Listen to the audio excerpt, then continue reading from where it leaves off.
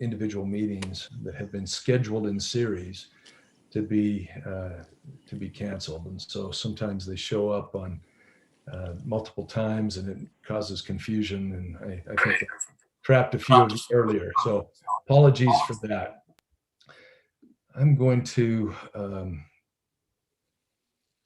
try to share my screen here. And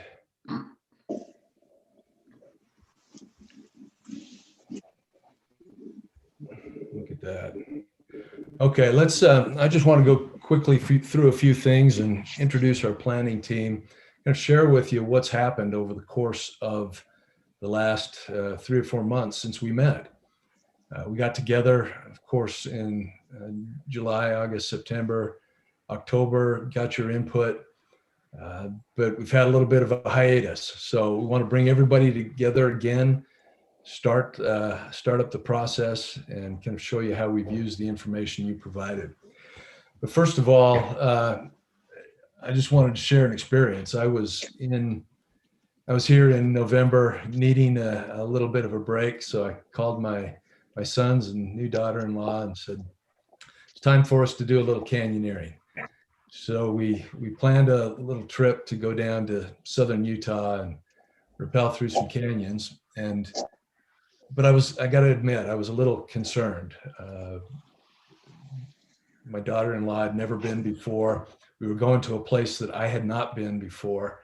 And, I always like to have seen the area and understood the details before moving on. But what I did was make sure that my sons had the skills they needed. And I got on the internet and I was looking at all the information I could find about this canyon. And I got videos of people going through so I could see key mileposts and mile markers, and ended up heading down there. And it was kind of a cool day. It was supposed to be a high of 30 and the wind gusts were really pretty significant. And but we took plenty of gear. I took gear to accommodate any situation that might arise, made sure we were ready, and we went through. And in fact, it turned out to be just a spectacular day in a beautiful place, and we had a great time. Sometimes I feel like that's representative of this project, where we're heading into the unknown in many ways, doing something that hasn't been done quite like this before in this area. And there are plenty of winds, people pushing us in every direction imaginable, with their own ideas about what ought to happen. There's a chill in the air with COVID and the impacts on our economy, and questions about what offices will look like in the future and how they'll be used. But as we approach it, we're ensuring that we have the right equipment and the right people involved. And we're making sure that we're building flexibility into the process so that we are able to call audibles along the way and make course corrections as needed to adjust to changes in the market and other conditions. But, right at the top of our list of resources and talent is these groups. I really appreciate the working groups, the expertise you've brought, the commitment you've shown. And so we're really pleased today for the first time to be able to meet with all of you collectively. And as I said, there are some reasons for that. One is we want you to get to know each other a little bit and hear from some folks outside of your area of expertise. We also want all of you to be able to hear the same thing at the same time as our planning team shares its very, very initial and early concepts.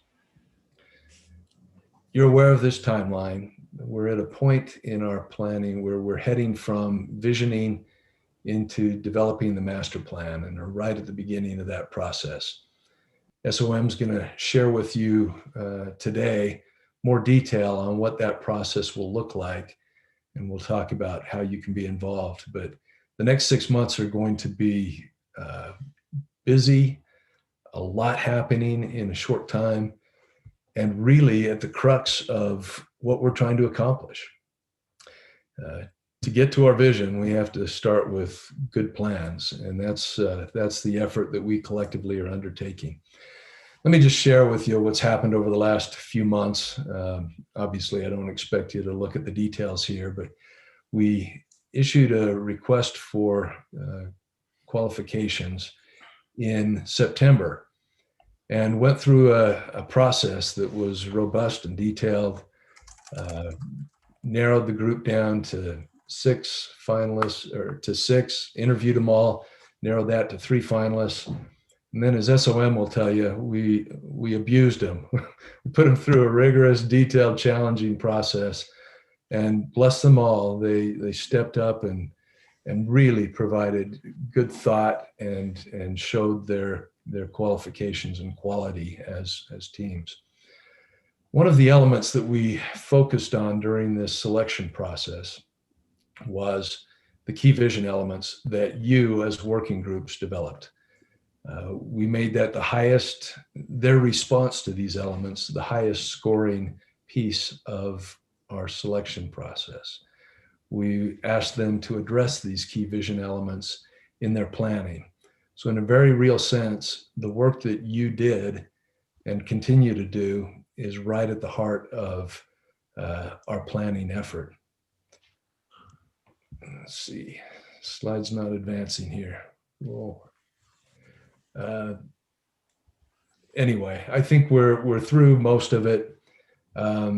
If the technology is not going to cooperate, let me just say we look forward very much to the process ahead. As we went through the selection process, we got to the end, as I said, and we selected a firm called Skidmore, Owings Merrill, or SOM. Well recognized internationally for being at the leading edge of thinking and thought in architecture, design, planning. And we're fortunate to have them leading a tremendous team that includes other components that they'll introduce in a minute. But wanted to give you that background, a little bit of the context. And so I'll turn it over now to the team at SOM to introduce themselves and share with you some of their preliminary thinking on how to incorporate your ideas, but also how we move ahead to get to a framework master plan by mid to late summer. So SOM, I'll turn it over to you. Perfect. Thank you, Alan. I really appreciate that. And welcome to everyone, or maybe we should be, thank you for welcoming us to your group. Doug and Carrie are both partners with our firm. I'll let them introduce themselves. And then Pete Kendall is a design director. Alan, just FYI to make sure Pete's got the ability to share screen, because he'll be the one running the show. And then we also have with us Steve Sobel, who has a vast experience in your part of the world, developing multiple buildings in downtown. And then also Justin and Saki and Arthi are with us, who are a broader part of our team. And I'm Aaron, just the project manager for this group. So I'll let either Doug or Carrie talk a little bit about what got us to this point and what we're going to talk about today. Well, I'll kick things off. Alan, what an inspirational opening. I'm going to have to try that rock climbing adventure that you described there, but it certainly sets us up well for the discussion today. And I just want to thank you all for inviting us to participate with you on this project. You know, Alan mentioned that we have a pretty large international reputation, but we're actually a pretty small firm. And we're owned by 20 partners. Doug Voigt and I are 2 of those partners. And we have the ability to, you know, focus our resources on projects that we really believe in. And as we found out about this project and started the submission process and went through each step of the selection process, we got to know you and your team a little bit better. One of the things that made me double down on our commitment to this project was when I read all of the minutes and all of the reports from the various stakeholder groups. And I have to say, I've been in the business for 34 years, and I have never seen such a well-organized group of people, such a laudable board on each of the stakeholder committees, and such careful thought in every aspect of the project that literally after reading through all the materials that we were sent, I picked up the phone and called Doug and said, we have to work on this project. Visionary projects come from the collaboration between a talented design team, but most importantly, a visionary client. And you certainly have that. Oh, I thought I heard somebody say something. And particularly given that SOM is made addressing climate change our highest priority, to be focused on the quality of life for the communities we serve, but also for the wildlife and for the planet at large. And I think those two alignments are a huge opportunity here, as well as the fact that we're business people and we're innovators. And this project won't be a success for anyone unless it's wildly successful from a business standpoint. And that leads me to my last point, which means that collectively, everything that Alan described and we observed leads to great potential at this particular moment in time when the world has gone through such dramatic change.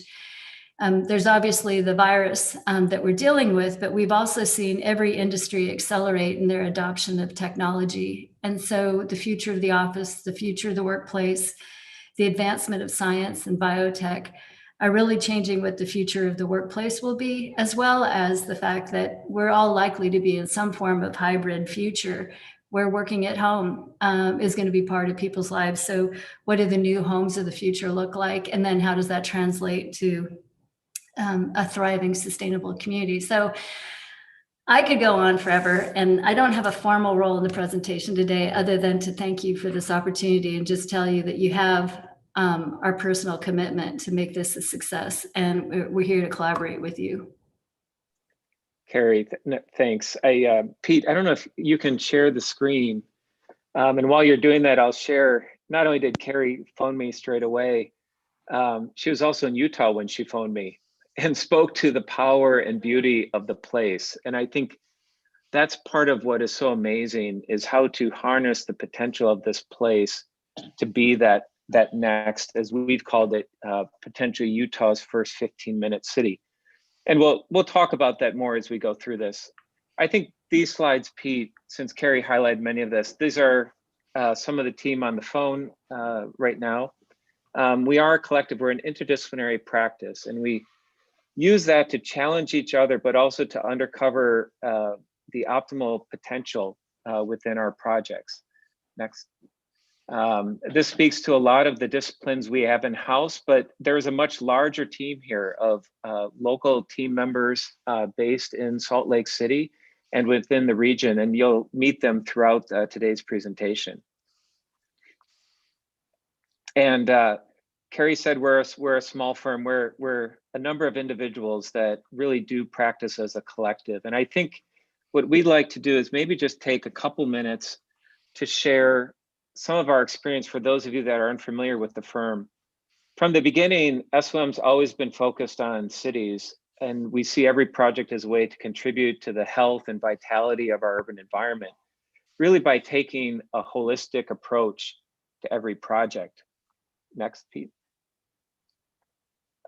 We've been involved in many projects, from planning through design and implementation, that really optimize the strategic opportunity of coordinated investments to have extended positive impact within their communities, like Denver Union Station. But we ourselves also value the long-term commitment we have with our projects and with the communities in which we work.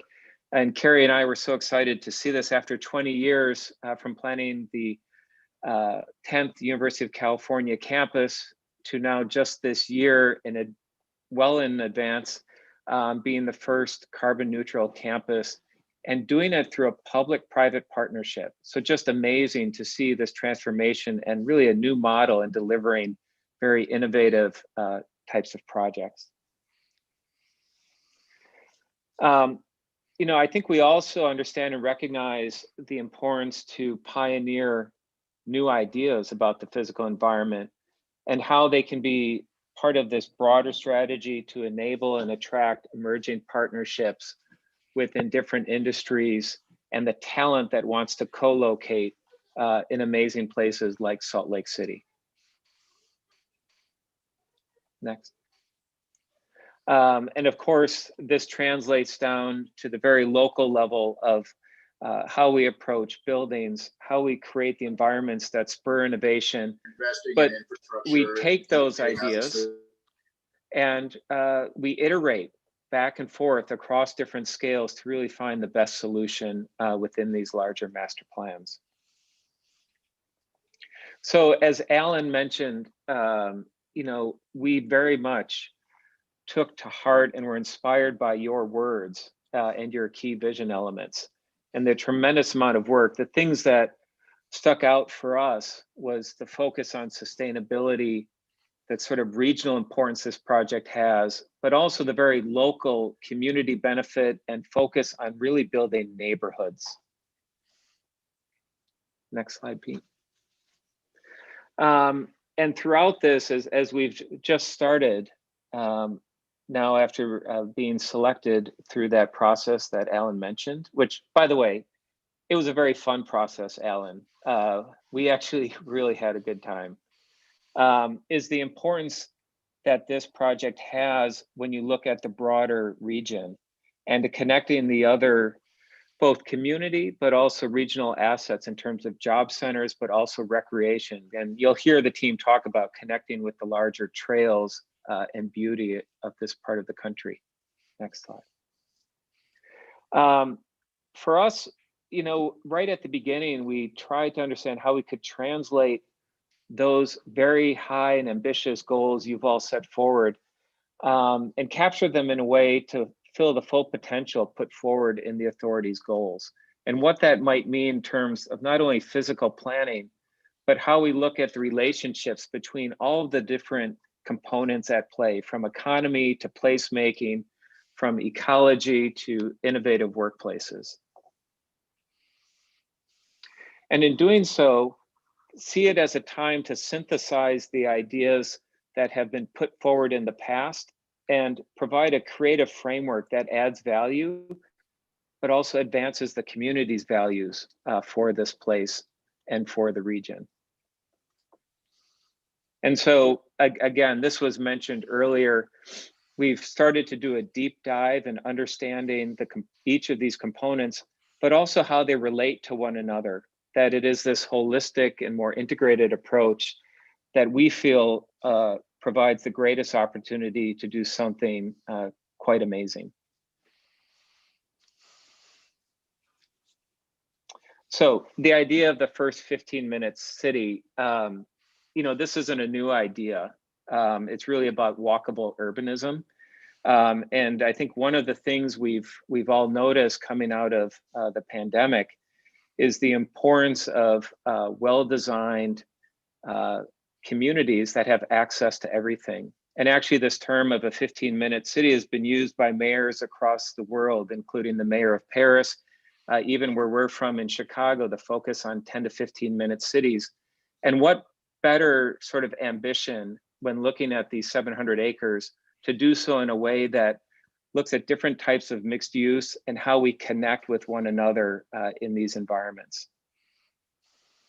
So we've put together a series of principles. It really is a way for us to take not only an understanding of the physical conditions and connections you all had spoken about in your principles and your values and your goals, but how it might inform an approach to the site. And one of those is this connection from the river to the ridge, or sometimes we say river to the range, but really promotes connectivity at kind of the highest level of connecting people with nature. Next slide, Pete. We started to do some very early renderings just to capture what this may mean in terms of every house having access to a trail, something within that 15-minute city that provides great access and connectivity to the broader network, not only the views, but the resources as well. A second principle was really asking, how could we create a plan driven by environmental and ecologically based ideas? So not only those natural and recreational connections, but how do we deal with hydrology, water, solar access? Since we are starting from scratch, we can use data, we can use modeling to help create the best solutions in terms of how we orient and connect future development patterns with the qualities of the site. And again, if you look at the rendering, there could be incredible opportunities to open up views and vistas out to the mountains, but also have buildings really relate to the scale and quality of the open spaces within this neighborhood. Next slide. We know the importance of access and sort of going through this pinch point in the valley, understanding that perhaps multiple points of access will do more to help distribute and manage and mitigate traffic, but also provide different ways to experience and move throughout the site. And again, this is just a beginning point. We have a lot more work to do here, but if you go to the next slide, Pete, this is a very important aspect. Not only as it allows us to find creative ways to, again, as I mentioned, mitigate traffic, but also provide access to some of the job or other centers that are going to see trips coming from outside of the region. And again, balancing that local and regional dynamic that a site like this will have to resolve. Next slide. With every neighborhood or community of this scale, how do you define the identity, or is there a civic heart or a center? And we were really intrigued by this idea that that center shouldn't just be an iconic piece of architecture, but a place, and to really look at the buildings and the parks and the public space together in that collective experience you can achieve. Next slide, Pete. And it just became sort of an aha moment of, what if you had spaces that were flexible to have that multi-year programming? So this became a place that was known globally, but really loved locally by the residents and surrounding communities. That said, at 700 acres, we probably have the opportunity to do smaller scale ideas like that within each of these, what we're calling districts or sub areas. Really based on a smaller 3 to 5 minute walk. Could there be an element like that, but different and unique given its setting and its surrounding uses, that would further emphasize a unique sense of place? And if you go to the next slide, Pete, this also prompted other conversations of the balance of mix of use. So this was a place that was as exciting during the day as it may be on the evening, and that same thing during the week and on the weekends. It was a very active, lively, but also balanced with the lifestyle that is so unique. And for all of us in Chicago, quite amazing what you have in Utah. We also have to create all new infrastructure for this site. And so how we do so in a way that maybe puts forward a more regenerative approach. So as opposed to just a linear progression of input and output, could we recycle? Could we repurpose? Could we be more regenerative in our approach to the support of this new community? Next slide, Pete.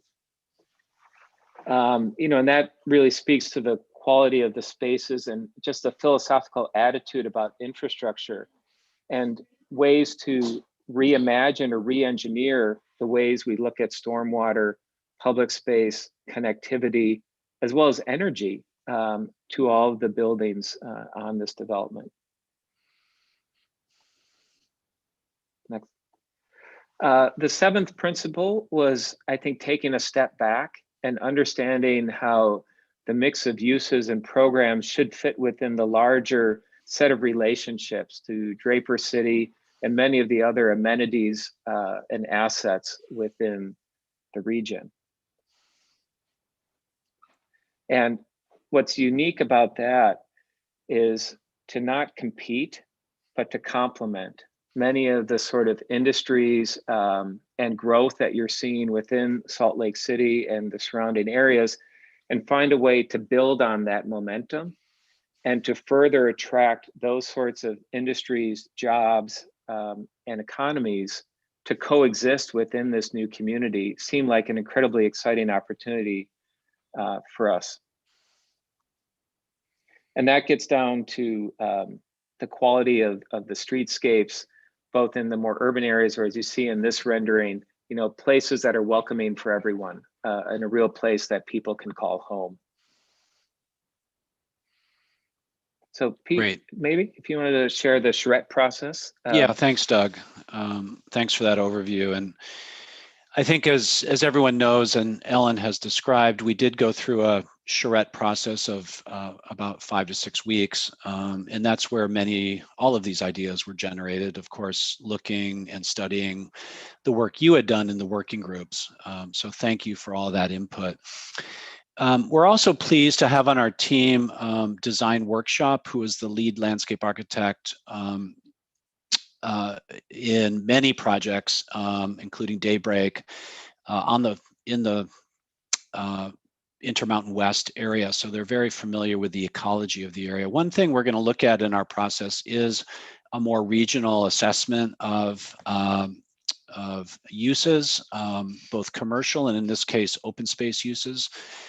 So as part of our positioning of the project and understanding of the project, looking at what is missing, what are the resources that this site could provide based on what's happening around the site itself. As Doug articulated, one of the first ideas we had, and one of the most, I think, exciting, is this idea of connecting the river to the range through an open space link.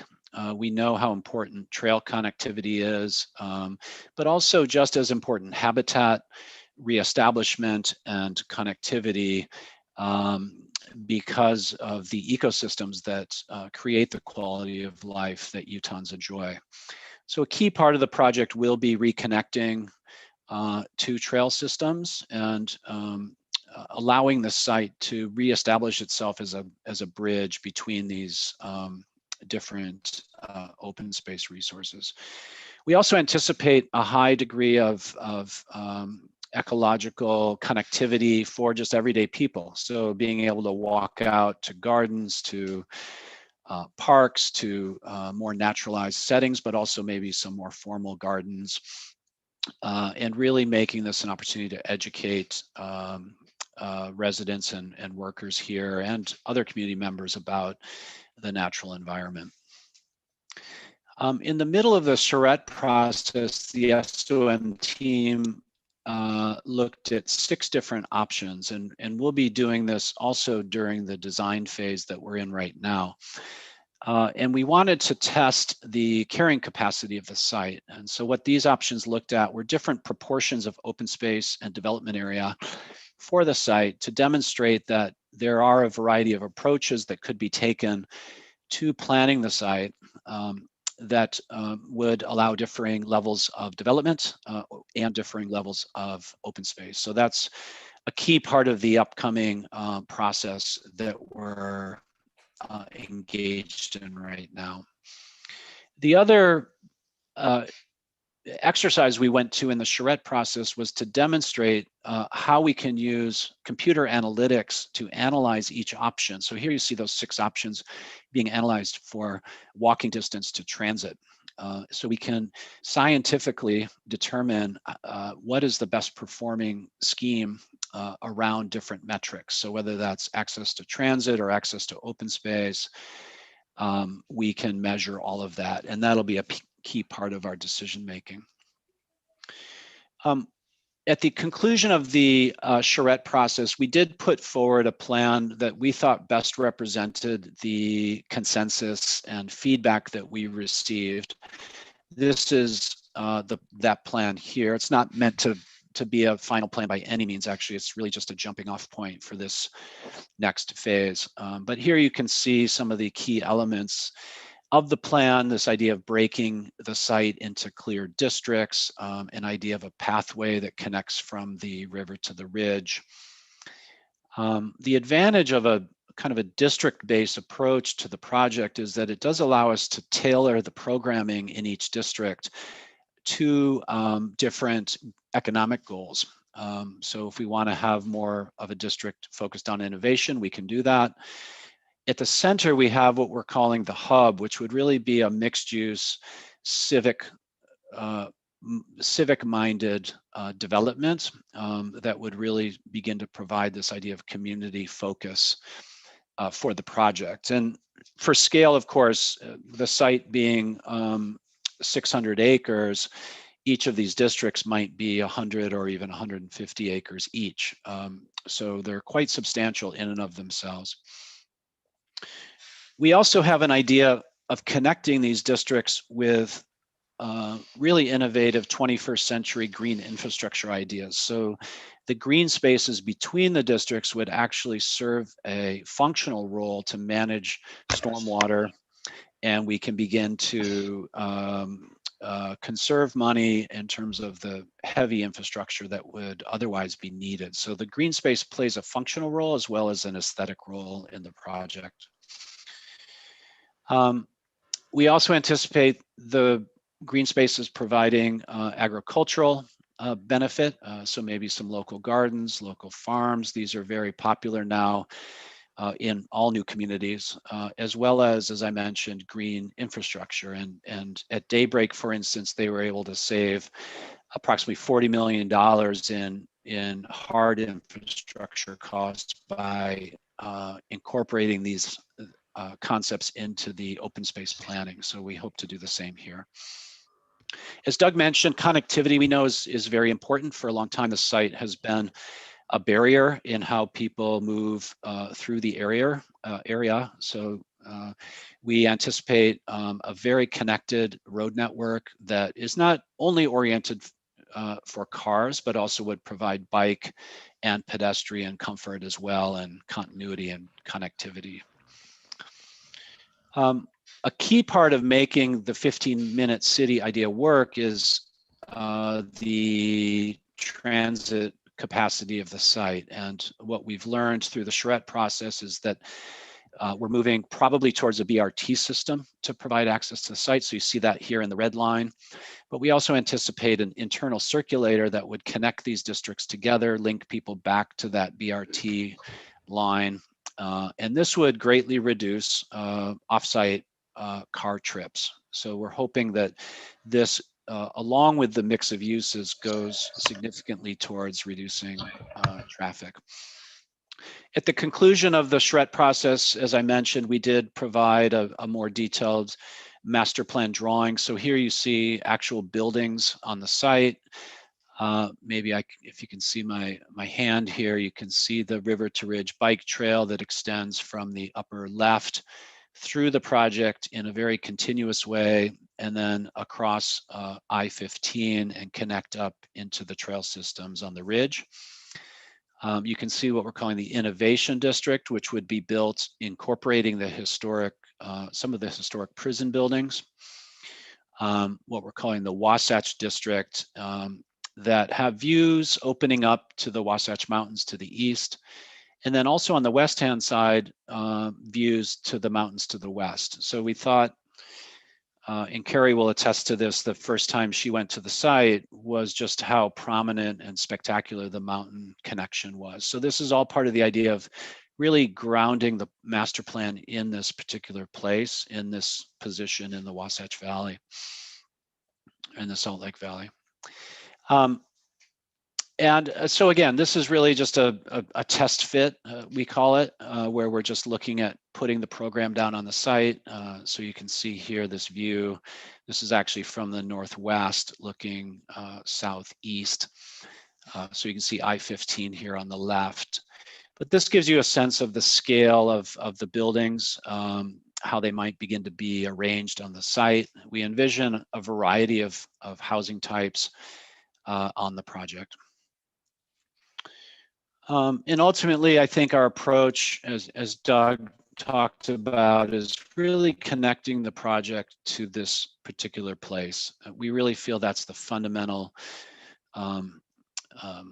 mission in terms of our conceptual thinking about the project. What makes this uniquely Utah? What makes this unique to the Wasatch Front? So this link between economic development and environmental placemaking is really what we feel will be the fundamental drivers of the project. So next steps, we've actually started stage 1 here, which you can see on the left. We're actually at this first milestone update. We generally anticipate an update towards the end of each stage, where we will update the working groups on what's happening. But of course, we're always open between workshops to have side conversations and different investigations and conversations around what we're doing. But as Alan mentioned, we're hoping to and planning on having the framework plan process finished by June. Right now is the anticipated date. This just demonstrates the types of meetings we'll have at each stage. So stage 1 in the upper left is what we're in right now. We will be having public meetings around this same material, as well as other stakeholder outreach. So that's the project. Project update. We'd be happy to take any questions around any of the things that you saw just now.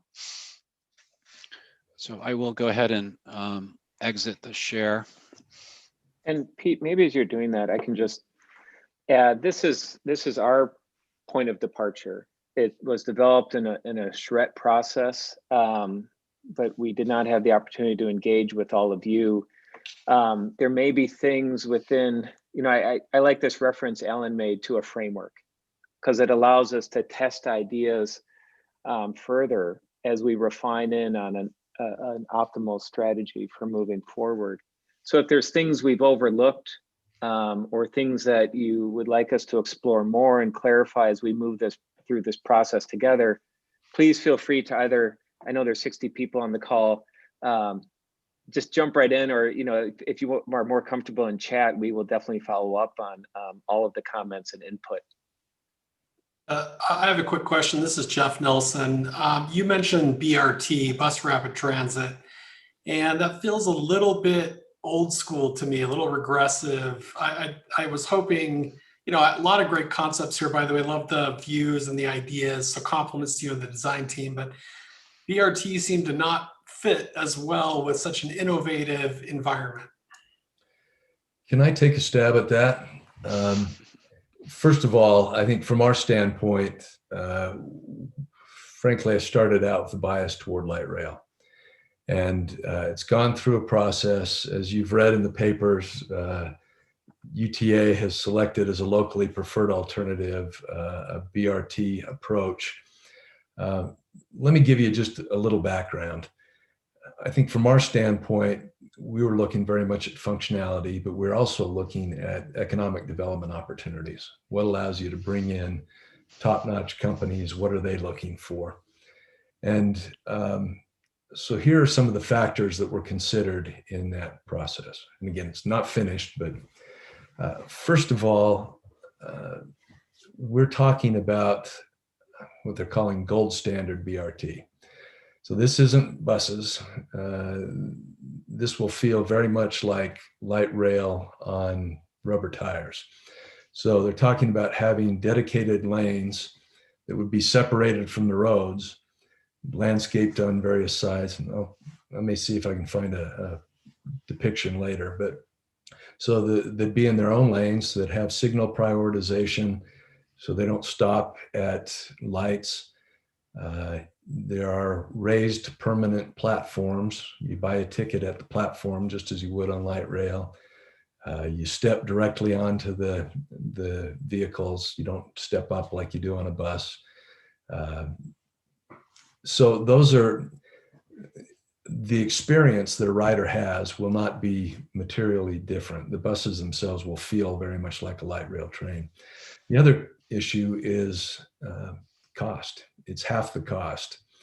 And by doing that, we can then dedicate some of the saved money toward other necessary infrastructure in the area. And right now there's no plan in place or mechanism to come up with the nearly $1 billion it would take to do tracks. The other factor was that it was probably about half as long to get in, and so you start getting the benefits up front. But I still go back to those concerns we had. What does it mean for attracting economic development? And really pushed UTA pretty hard on this. And they did a lot of studies and said, based on experience around the world, if you have gold standard BRT, it's not materially different in terms of economic recruitment or ridership from light rail. If it's just garden variety BRT that feels like a bus going around, yes, there's a difference, no question. But as long as it's permanent, has permanent guideways and permanent stations, an investor can have confidence. The other thing that kind of looked at that I think is relevant is there's a pretty good grade separation between the prison site, the point, and the area on the east side of I-15 where the line would go. Light rail can't make it up that grade without starting the ramping up well into the prison site. So that gives you a situation where you've got a raised train dividing much of the site, which has its challenges and could accommodate only one station, whereas bus rapid transit, as we've described it, can accommodate two stations. So you have two transit-oriented developments around it. And this isn't the end of the deal. We also said that in addition to guaranteeing the best quality BRT in the world, you got to continue to study the options that would bring other transit sources through here. So I'd say it's still under study, but there are some reasons for the decision that was made. Okay, thanks, Alan. Understood. I understand it, and I appreciate the detail. I love everything that was shown, and especially connecting the river and the ridge. Really cool concepts. That was the only thing that stuck out. So don't want to dwell on a negative, but I understand what you're saying. Thank you. This is Alan, April if I Cooper. could, go ahead, April. I'll wait. I was Ladies just going to first. say, thanks.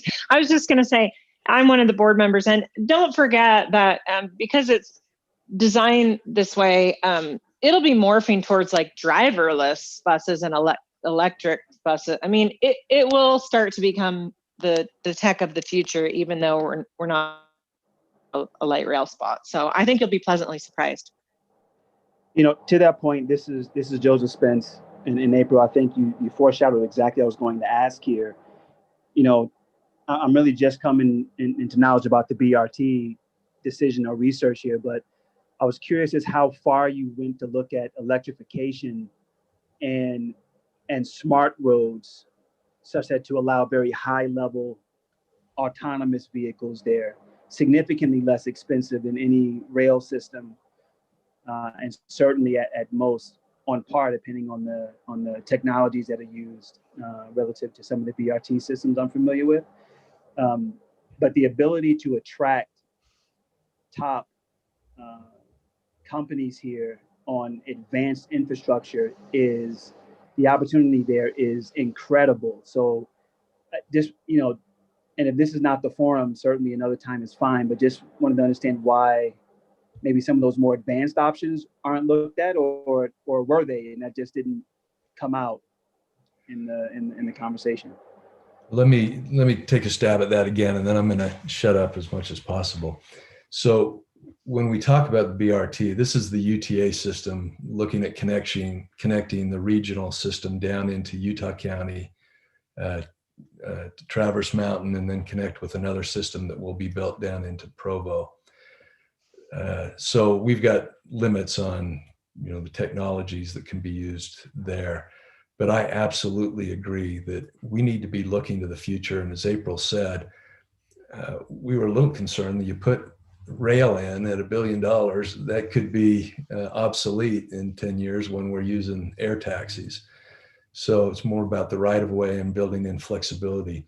But Joseph, you're absolutely right. And when we talk about building within our site, we're very much interested in those autonomous electric circulators, looking to the future, even vertiports where the flying taxis and other things can land and access the site.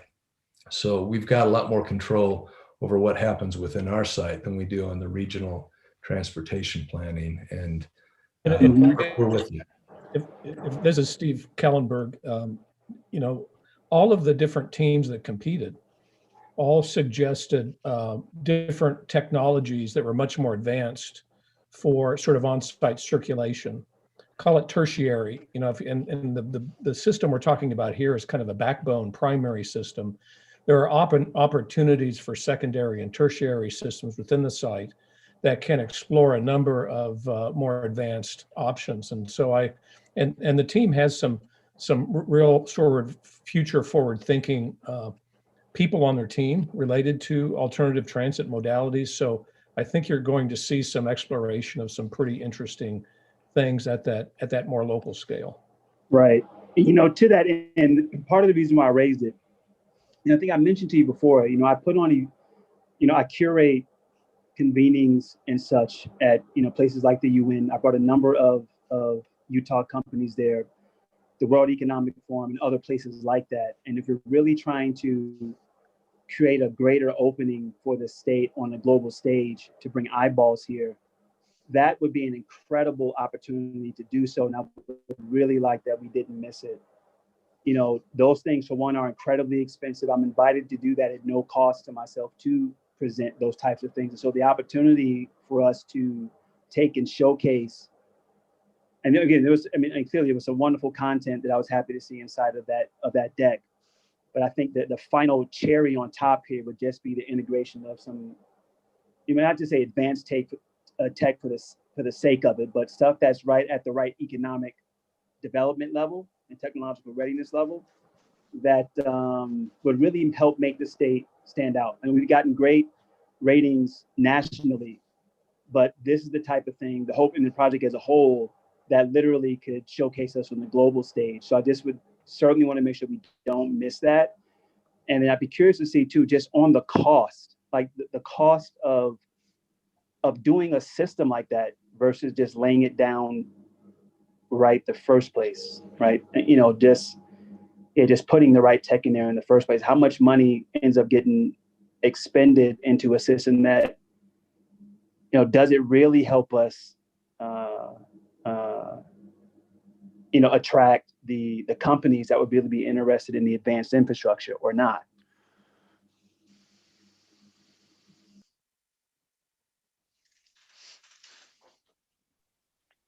Yeah, full point.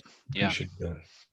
Alan, if I can just, in the chat, there's been two questions about, and I can just read them if others don't have access to it, about sort of looking at density across the site, looking at ranges of density, both residential and maybe other, and if that's still on the table or have we reached a conclusion. And I was just going to respond, but so the whole group could hear it, that I think part of this exercise is just that, is finding the right mix, both of use, but also density, because we know higher density may reduce some of the infrastructure costs because we can be more efficient with the infrastructure we put in the ground. It can also, as Pete showed in those 6 alternatives at the beginning, again, those were just a beginning point to see how we could achieve the optimal balance of open space, development sites, and then meeting the projected market, as well as, if this is incredibly successful, continued demand and growth, and to do so in a sustainable way. And I think one of the things I just want to emphasize was this district or sub-area approach, I think, gives us a lot of flexibility to work with both the economic input, the community input, to not do a one-size-fits-all, but actually to tailor it, given things like access to transit and other features and unique aspects across the site, including how do we approach a first phase and achieving that right critical mass. In many ways, this is about density, but also intensity of the uses and activities we hope to see on the site.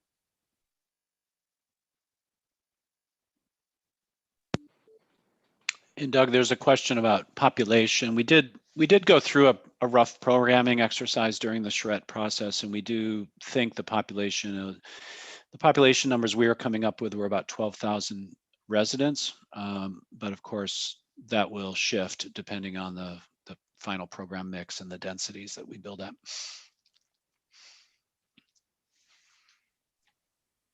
Soren, you had your hand raised. Yeah, thank you. Great to meet you. Wonderful presentation.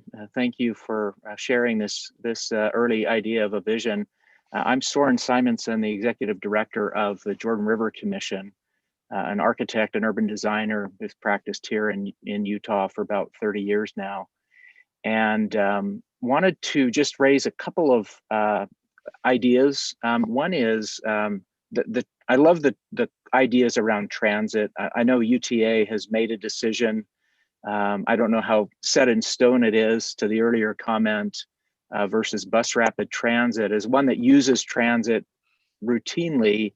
I do know that even a gold standard BRT system that requires a transfer to another system to serve a region will be a big disincentive.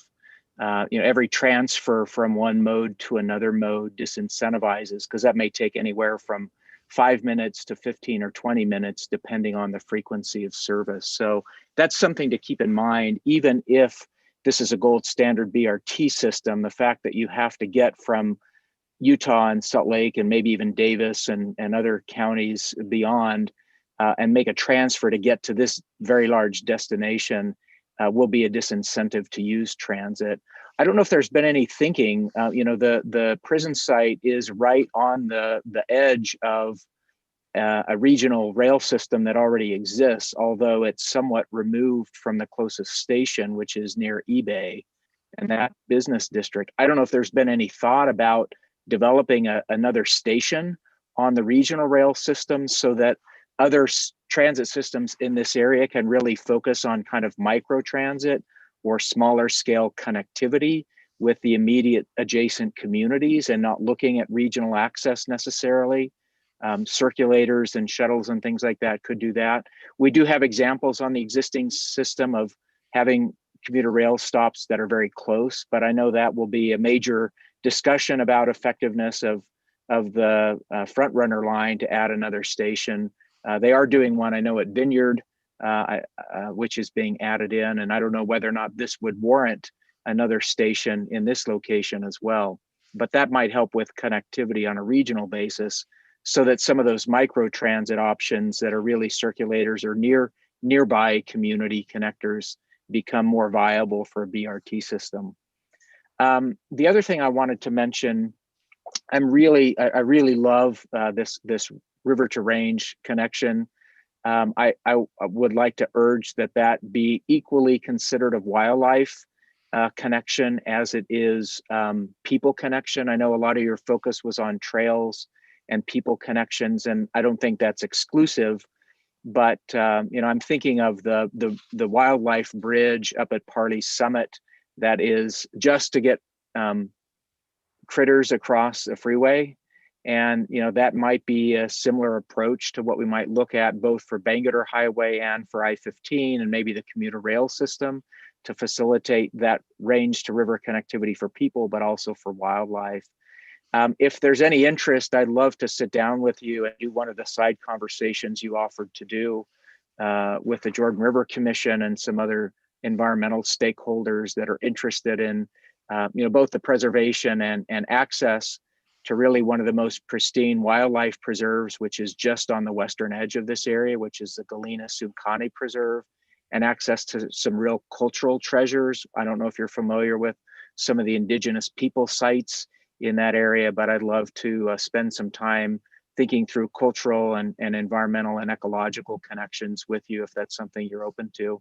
I wanted to mention just one other thing at the tail end. I'm chairing this year a professional community called Urban Design Utah. It's hosted by the American Institute of Architects, our local chapter, but it includes CNU, ULI, ITE, ASLA, APA, and a number of other professional organizations all working in the urban design realm. And we would love to schedule you to come and make a presentation. We're doing that all remotely like we are today, so you don't have to be present in the room to do it, but that will be hosted by AIA, and we'd love to introduce this concept to the urban design community. I think having some peer review, I know you've got local professionals on your team, but I think that would enhance to have some really deep thinking about urban design and placemaking with our local urban design community as well. So I'd love to reach out to you about that. Fantastic. Yeah, Soren, thank you so much. I think you're really picking up, and we were quite fascinated with the Galena Sukmi, I think is maybe how to say it, reserve. Galena Sumkani. Sumkani, as a bridge down to the river. I did, if I could just share my screen once again, I did want to highlight one thing I didn't have time to speak to. We need a lesson on how to share a screen. I don't know how to do it. Oh. I mean, we can practice that sometime. But we were quite fascinated. If you can see it where my hand is, the site does actually touch the front runner alignment in this one location. It's the site, this particular spot is about 1.25 miles from the next station to the north. So it is tight for a heavy rail commuter line. But what we did is we actually linked our pedestrian way, which is this green spine. So we wanted a pedestrian only corridor that would link the whole project together. And you can see how it passes through every district as a organizing device, both north and south and east and west. Anyway, we lined that up and brought it to that point with the idea that if in the future that heavy rail station does become viable operationally for the front runner, that connection is made. So we would like to allow that to be incorporated should that come in the future.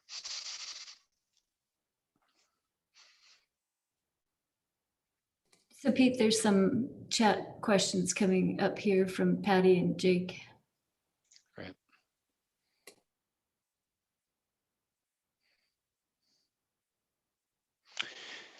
Yeah, a lot of questions around transportation. I think that was one of the aspects that the charrette process didn't allow us to go into tremendous detail with, but it certainly is going to be a priority as we move into the longer framework plan design process. So what we've talked about is dedicated pedestrian mobility routes where you can move through the project without having to walk along a road. Not that we're going to ignore the road network. We want to have safe multimodal streets as well. But the idea of a pedestrian only connection between all parts of the site is a high priority for us.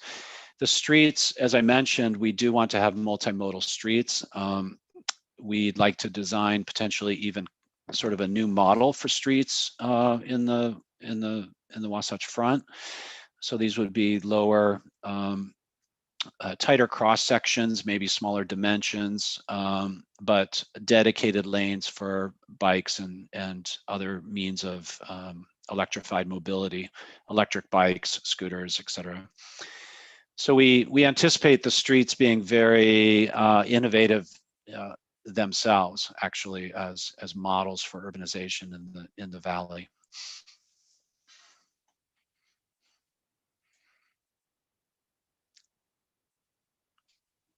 Yeah, so yeah, question about microtransit as well. So that we really see that really as part of the next stage here in the next few weeks.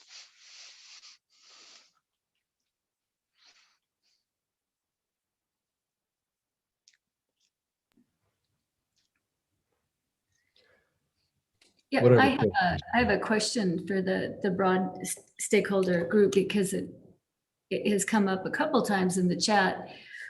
One thing that we all talked with, and I do want to commend Alan and Steve, Muriel, for working with us during the charrette process, and really were an integrated part of our design team as we work forward towards this point, including Aaron as well from RCL Co.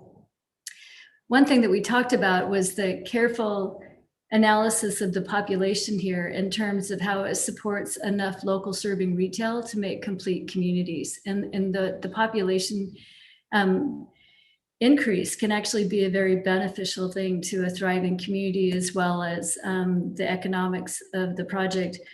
But it would be interesting to hear from the stakeholder group what your feelings are about higher density, about taller buildings. I mean, what do you think the community reaction would be? We want to be sensitive to that as we're doing the modeling.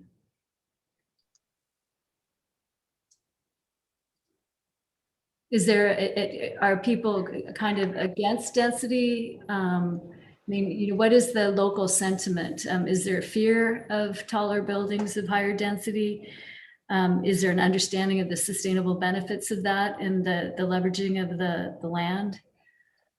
I might broach that a little bit only because I've seen it in every corner of the valley. There's a love-hate with it. We are a family-friendly community, and our population is growing rapidly, mostly from within. And you can't accommodate the next generation without adding some density. We also have a very large, I think higher than anywhere in the US, aging population, just because we have a long life expectancy, a very healthy community. And so you can't have that kind of population growth and those kinds of balloons at the upper and lower end of the demographic without having some density to accommodate that. But almost every community that's had proposals for high density housing has had a lot of pushback from the family oriented suburbs within those communities. I live in Sugar House, which is growing and densifying very rapidly. And we hear it in Sugar House, although it's mostly our kids that are moving into all of the apartments. It's just a real struggle. You know, I think in this location, because you don't have a lot of surrounding neighborhoods that are immediately nearby, this may have as good a chance as any to have some density without a lot of pushback. You know, just a few miles to the west in Harriman, there's a lot of pushback on, you know, very large, high density development there. Where we see it in Sugar House. But it seems that where there's proximity to neighborhoods is where most of that pushback is occurring. And this probably, at least right now, there are some neighborhoods that are developing very rapidly around this area that might object. But I think if it's developed early as an idea and people that are coming in know it's coming, you may not have the kind of pushback that we've seen in Holiday and Harriman and Sugar House and Cottonwood Heights and other places. If I could just tag on to Soren. Oh, sorry, go. This is Christina. Hi. Hey, Muriel, perhaps you could tap in a little bit on that topic. We recently did a community survey with X Factor, and we have some great results. In fact, the Draper population is interested in seeing more dense development along the tracks line and at the prison site. So Muriel. Yeah, actually, Christina, thank you. That is a really great point. When we surveyed using, you know, a representative sampling of Draper residents about a year and a half ago, we found that while, of course, the top concern for residents in a fast-growing community is density and all of the negative externalities associated with growth, like traffic congestion and air quality, people very much indicated that they would like to see higher density on the site. That if we were going to grow and needed a place to absorb that growth, that the site would be well placed for it. Muriel and Carrie, to your question, this is Diogo, by the way. Sorry, I joined a little late. On the question of growth and specifically on density, my biggest concern as Utah grows and as Utah kind of graduates from a tech industry perspective is that tech-minded people that are moving here in hordes right now. And I mean, it is the movement that we're seeing is crazy. The quantity and the caliber of people we are recruiting from the Valley, from New York and beyond is absolutely insane. And so we do have a lot of people that have just naturally different values, naturally different preferences than suburban Utah. And my excitement for this project comes from the chance that we have to develop something that is a lot more urban than the suburban areas of Utah. if the desire is to just mimic what's been done in Utah, then it's much less exciting. It's definitely not any different. And I agree with Soren. The pushback comes from the fear of change, if you will. But I am I don't know, I'm just excited because it will happen one way or another. It's just whether we want to plan for it and accommodate it, or if it's just gonna get shoved down people's throats, or specific municipalities that are more friendly to the urban appeals. So. Well, it's kind of counterintuitive, but we can certainly understand with the site, as is the case with many, that traffic congestion is one of the greatest fears of the surrounding area. And in some of the other master plans that we've done, in a particular one we did in San Francisco, after we did a careful assessment of all the residences, we found out that every resident of this neighborhood did 7 car trips per day. So there's only 2 of those trips that were to work and back. But because there wasn't any local serving mixed use amenities or retail, they had to get in their car every time they did anything. And so we carefully looked at the population and actually tripled the density of that particular master plan so that we could have a community center, childcare center, school, grocery store, and all of the things that you need in order to live your life, so that we could really try to tackle those 5 trips at a minimum. And it really made a big difference. And it also counterintuitively makes it easier to achieve your sustainability goals too.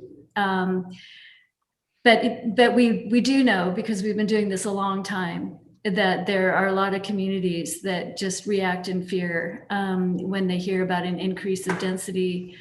And it's a real educational process that we typically have with the community to try to demonstrate that there are benefits to density that they may not think of on first blush. This is Dawn Ramsey. Can I just add, I think as we talk about this discussion, if I can just give a really quick 2-sentence worth from what we as the Point of the Mountain State Land Authority Board have been talking about from day one, is trying to maintain quality of life. I think most of the pushback that happens related to density or any other issues, traffic fears, concerns, more often than not, it's because people are afraid of losing their quality of life. That fear comes down to their quality of life, the investment they've made in their home and their family, and the things that we love about living here in Utah. People don't want to lose that. They don't articulate it that way more often than not, but I really do think that that is at the heart of the concern. And so as a board, our top priority for this project has been to make sure that we get this right, that it provides the opportunities and the access and the amenities and the long-term financial benefit to the residents of this state, but that it also does not detract from the quality of life. This can enhance quality of life, not detract from it. And that's been our goal. And I appreciate all the efforts that are taking place and everyone here who is participating in helping us make sure we get that right.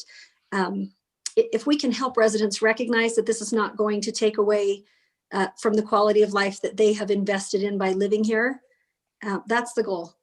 And hopefully, as we succeed at that, people will have more confidence in the project and there will be a little bit less pushback. But I just wanted to give you that perspective that's really an approach that we've been very mindful of, because often when people push back or complain or whatever, that's not how they articulate it. But I think that's probably at the heart of a lot of that kind of pushback. And that's something we're trying to be mindful of as we plan for this. Thanks. Thanks, Mayor. That's really helpful. We've got a couple of folks who have raised their virtual hands and want to give them a chance to visit. So maybe we'll start with Brenner, Adams, and then go to you, Tasha. Thanks. I'll go quickly. The reason I asked about the high density, and I really appreciate the research that's been done and the consideration for some of those high density components, but I think it's important to recognize as an innovation center, as a center designed to create collaboration and collisions and ideation. I think it's important to maybe articulate or at least to consider as a team, the number one driving benefit in that high density is having that innovation, having diversity, having the collisions, fostering that environment. Yes, there's sustainability benefits. Yes, there's infrastructure benefits. Those should all be supporting. But I think it's important that as we're identifying an innovation hub or an innovation section, that's paramount. So anyway, that's why I brought it up. Just wanted to add that piece to it. Diogo and I were kind of laughing about, imagine a 100-story building with a tramway from the top of the building to Snowbird, right? Some crazy things that we could do with that. So that's all. Thanks. No, write that idea down. I love it. Let me just make a point on this discussion of density. To some extent, there's some preference involved, but mostly it's a function of the market and what can actually be built at this site. And so when you start talking about higher rise buildings, they're much more expensive to build because of the construction costs. And so the rents have to be higher in order to justify them. And if the rents are way out of line with what's in the rest of the market, we won't get people here. And so I think we would expect that over time, there will be increasing density at the site. And we all understand the benefits of it. But we can't escape the heavy hand of the market as we move ahead. So to some extent, we may be building a little less dense up front to absorb what the demand is, with the idea that over time, it'll become increasingly dense and we'll fill in some of the spaces. But that's just a general thought. Tasha. I was just going to say that Don's point was very well made. Quality of life is critical here. And people moved here for the quality of life. I think most people in Draper in particular are aware that this project will have density, and they are to some extent anticipating that. I don't know if density is ever going to be fully embraced. And some people certainly are still hoping that it's going to be one massive giant central park area. I hear a lot of concerns around traffic congestion and that impact, and also the impact on schools. And we haven't talked about that a ton yet. But in all things, we always are striving to find a balance. The more you can incorporate parks and trails and river connections and local high quality restaurants and concert arenas, those are your balance to the density, and they'll make it more amenable to existing residents. Excellent points. Those are really important. And you bring such an important perspective as a member of the Draper City Council, and you're in touch with the residents there. And so we really appreciate that perspective. I see that Ezra has his hand raised as well. Yes, thanks, Alan. I just wanted to echo your thoughts. I know that as we develop it, it's likely that we'll have to begin with some of the lower density housing and to be able to scale up to some of that high density just because of what the market dictates. But I think it's important that we get ahead of it as much as possible.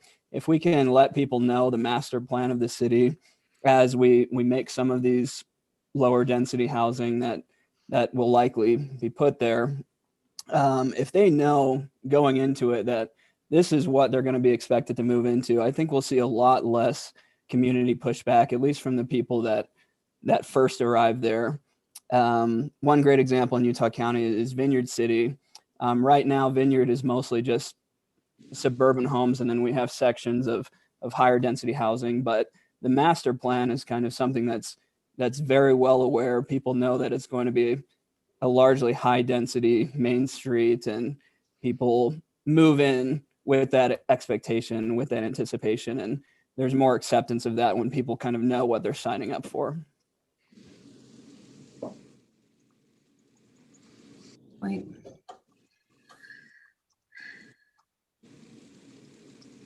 These are great points. Love the input. And this is why we've relied so much on you, because you're just collectively full of great wisdom for us. I think what Ezra said also is kind of important. I'm not sure if he used the word anticipate on purpose, but some people may move here in anticipation of this becoming a slightly more dense, more connected and vibrant environment. That might be what they're looking for. So as Carrie mentioned, they don't need to do the 7 trips a day. And I think that's in particularly true for young tech workers, the type of people that might work here. But also we talked about aging in place and this being potentially a place for people that might be empty nesters that still want to be connected to a community, but maybe don't want the burden of a full house. So we hope that the project becomes quite rich in terms of its attraction to different residential occupants over time, including young couples, tech workers, aging homeowners as well.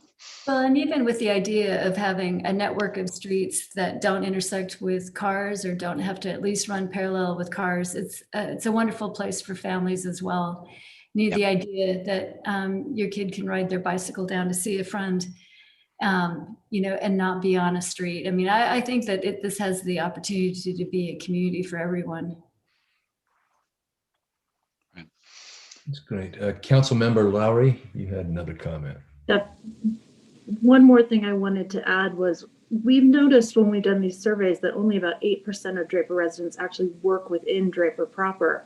And so we've pushed out to Draper that this is also going to be a tremendous opportunity for more people to work really closely to where they live.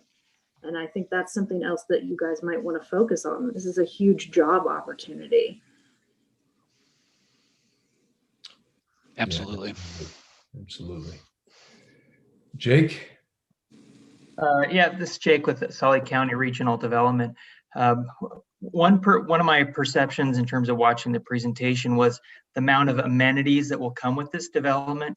And if we look at our quality urban developments in Utah, we don't have the same level of amenities that you're talking about. City Creek, Daybreak, some of those areas have great amenities, but I think this looks like it'll raise the bar even farther. And I think that will really help with people being able to be okay with the density. I also had a question. I think this will help a lot with our housing affordability and our housing gap. Do you foresee ownership and rental opportunities both? I mean, this is state land now, but obviously there'll be transfer of land ownership. Do you see both like condo type as well as for rent as well? Maybe I'll jump in on that. Probably a little premature to make all those decisions. I think I can be fairly confident that yes, there will be a range of options, but we haven't gotten to the point of looking at what specific types of residential we'll see on the site.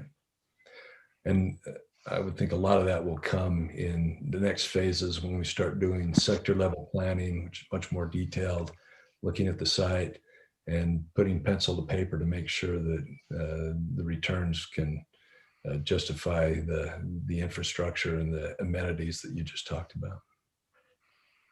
There's also some interesting residential concepts emerging around the tech industry and areas where there's a high tech footprint, but maybe not the residential to support the tech workers. And one of those ideas is co-housing. So we hope to allow and make space for some of these new types of housing innovation. And co-housing is essentially where it looks like an apartment building and people pay rent, but they share amenities. So it's almost, I wouldn't call it a dorm. It's nicer than a dorm, but it's has that energy and kind of shared sense of connection between the residents. I think it's an important point that many have raised, but I'll just make it explicit. And that is, we understand that the thing that we can count on is change, and that there are going to be a number of changes in our market, in our preferences, in the way we live. And all of those are being accelerated during this pandemic. So as we're developing this, we're intentionally calling it a framework master plan to lay the bones of the structure and give us direction to start heading. We understand over time in the next several years as this develops, there'll be changes, and we want to be flexible enough to accommodate those new lifestyle choices and transportation choices, et cetera. Mayor Timothy, you, Mayor of Bluffdale, live right next to this area, and it impacts your community a lot. Interested in what you have to say. Yeah, thank you. Just to give you a little insight, the 500 acres of Independence at the Point, which is probably the residential area that's closest to the prison property, there's more people living in that 500 acres than the whole rest of our city. And our city just approved, it approved a year ago, a hotel, and then next to the hotel is a 13, maybe a 14-story housing complex. And it's a pretty high density population. And going through the process, we had nobody oppose the density. What their concern really was parking, transportation, and amenities that go along with it. And going through the discussion, the prison property came up quite a bit, and it was all very favorable. The area in Bluffdale is very excited about the amenities that could possibly come to the prison property. So, the density doesn't really seem to bother them as long as it's done properly.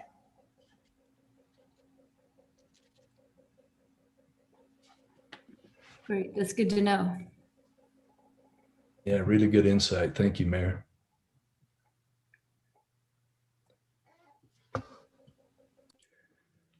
What else? Are there big ideas that we haven't captured? We've talked a little bit about the innovation side of this, and we think that's going to be critical to success. There are a lot of directions that can go. Interested in that. I see that Amanda Oakes, our school representative. Hi. How are you doing? Good. I'm good. Thank you for having me today. Great. So one of the questions I have, if we have roughly 12,000 people we are expecting could be in this area, that could be a few thousand students.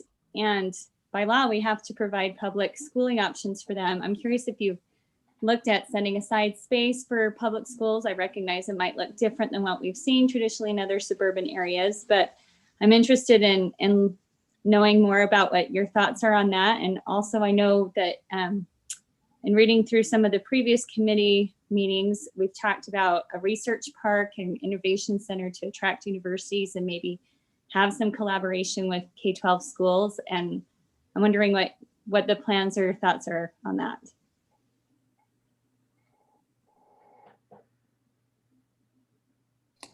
Well, I could say the design team would be excited about it, but I would need to defer to Alan and the leadership group. Yeah, I'll just say absolutely. We recognize that schools and civic services are going to have to be accommodated at the site. We've actually given the names of some of those of you involved in the schools in the area to SOM and asked them to reach out to you to talk about those issues. So very much on our minds. Can't say that we've identified exactly what the schools will look like or where, but I think that's something that has to be done in collaboration with the school districts. And we've had that conversation, or at least started that conversation with you about how K through 12 could fit in with higher education. And I know there's interest in the higher ed side and something like that as well. So I don't know that that's something that we can necessarily plan into a master plan and site design, but the programming piece is going to have to come together, and we welcome those discussions from those of you that actually know education and what you're talking about. Thanks, Alan. Appreciate it. Alan, I might just add, a few years ago, I worked with a couple different developers and charter schools to try and develop some urban prototypes for a charter school in downtown Salt Lake. None of them have come to pass, but we need a good urban school opportunity because there are urbanizing areas across the Wasatch Front that desperately need schools. But finding space to build schools that we're used to in suburban locations just is not cost effective to do. Maybe this is an opportunity to do that. Downtown Provo, downtown Salt Lake certainly would benefit from having schools that might be along the lines of what we could consider here. And I'm happy to share some of those prototypes that we developed. They may or may not be the right fit here, but schools integrated as mixed use developments probably has a future in Utah because we're a family friendly place. And I imagine there will be families increasingly living in some of these urban centers that will need schools. No question. Thank you, Soren. Appreciate that. Yeah, and I think at the next presentation we can bring some examples. We have a school design element to our practice. We can bring some examples of more urban, compact schools. Not really even urban, just smaller footprint schools. But I think the richness that schools bring, that pre-K education brings as well, is absolutely needed and hopefully envisioned as part of the project. And I would even suggest in some of the non-residential districts, there might be daycare facilities that are incorporated into office environments and innovation institutional environments. Yeah, I mean, although this is a framework plan and we're not going to come up with something too specific, there is a great opportunity to see how these childcare and K through 12 schools are integrated into the green pathways so that there's a way for children to come and go safely. I mean, it's a really great opportunity here. And with science and tech and innovation here, exposing K through 12 to STEM and all the different possibilities there, I think is also a great opportunity. Right.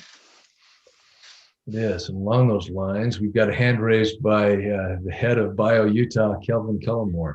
Thank you, Alan. We would really look forward to some programming that would involve the K through 12 as well as universities in this innovation concept. That's real high on our priority list as well. You know, the governor just came out with his 500-day plan, and if you have not at least taken a look at that, there are some really significant economic development concepts included in that plan.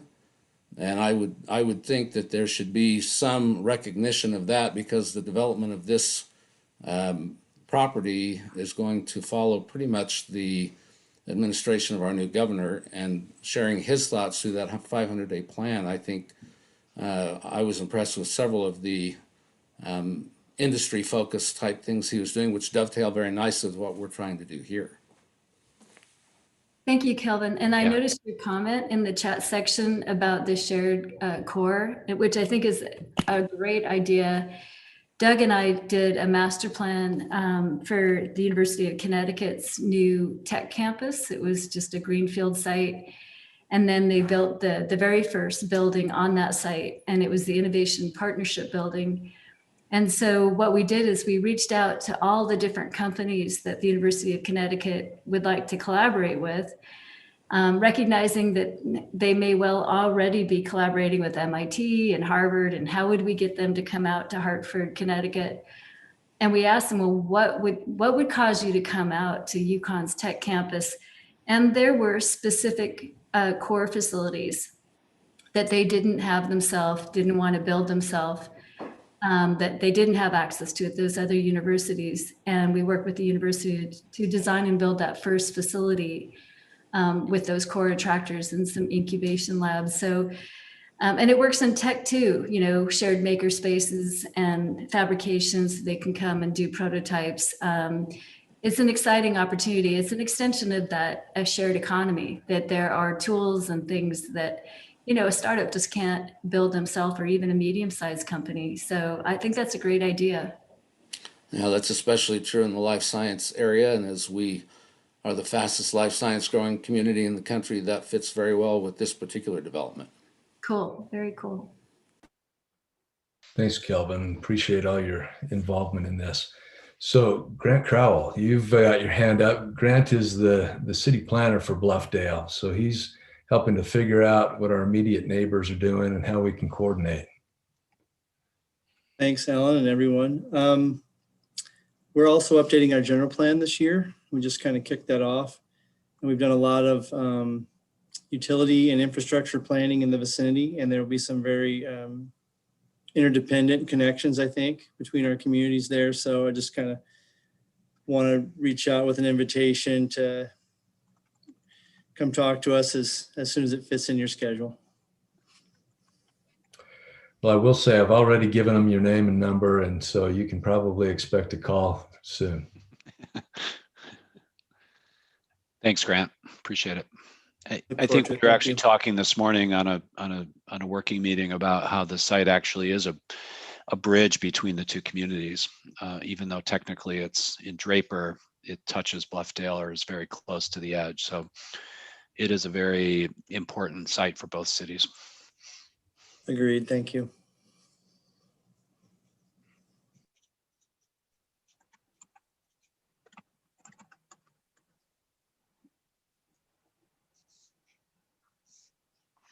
Other ideas, thoughts, reactions?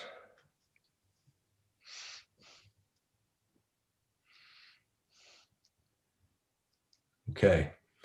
Well, we want to be respectful of your time. Let me, I'll give, well, let's see. Does anybody on the planning team have any thoughts they'd like to share before we kind of wrap up and talk next steps? No, Ellen, I think this has been great feedback. The soup is getting very rich. And I think that's the beauty of a place like this. We can try a lot of things, but we always connect it back to the community in which it resides. So very, very good feedback. Thank you. Yes, thanks. And you can see why we've been singing the praises of these working groups. They have terrific experience, wonderful ideas, and share them articulately and thoughtfully. And so more to come. So as we've said, this is really an early stage. We're just kicking off the planning phase.